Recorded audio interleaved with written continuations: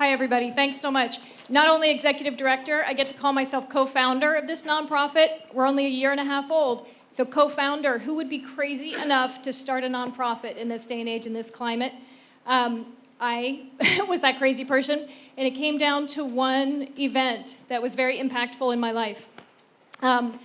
Just several years ago, in my north side neighborhood, there's a park that's quite notorious. All around the park, we've got vacant houses, graffiti tags, dice games, a drug surveillance camera, all of it doing not much good for the neighborhood.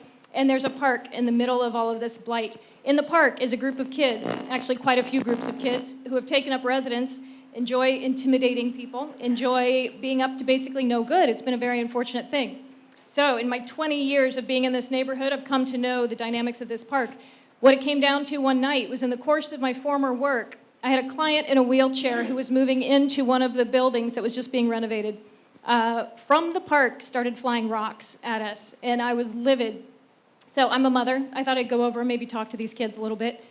I went over, before I knew it, I was in the middle of about 15 kids between the ages of 6 and 15 or so, who wanted nothing to do with some white lady come over to tell them what to do.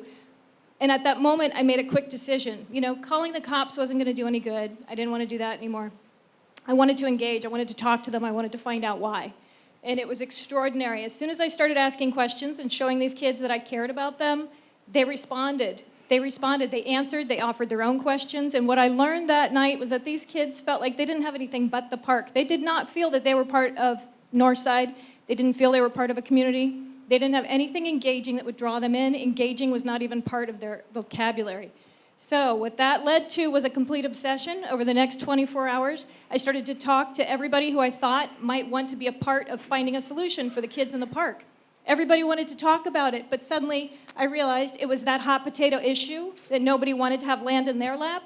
But these are not potatoes, these are kids. I was going crazy. Nobody really wanted to do anything about it. So I grabbed my good friend Elissa, also a longtime resident, same neighborhood. She's a longtime educator as well, and said, listen, we're gonna hold hands, we're gonna jump, and we're gonna do this. We're gonna start a new place for kids that's gonna be completely innovative. It's gonna be a community. We're gonna give them a space where they want to be, a space where they feel inspired, where they feel safe and welcome. And we're gonna give regular people like myself, who connected with the people in the park that night, a place to connect with kids every single day. We wanted that to live on. So we opened Wordplay just a year and a half ago. Wordplay provides entirely free programming. I have to say, in the year and a half we've been open, to almost 700 children with over 300 volunteers now. Everything from literacy support to creative writing, all steeped in social emotional learning, so we can teach these kids to be proud of their identity, to understand who they are, and to build a foundation for success in school and in life. And thank you guys so much.